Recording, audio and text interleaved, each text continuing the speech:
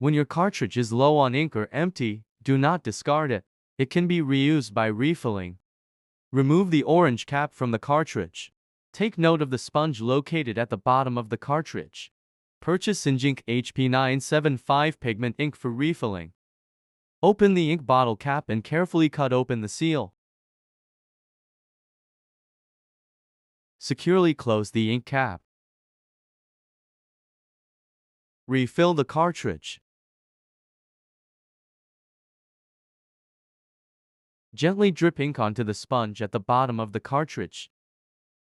Continue dripping until the sponge can no longer absorb ink or the absorption rate slows down.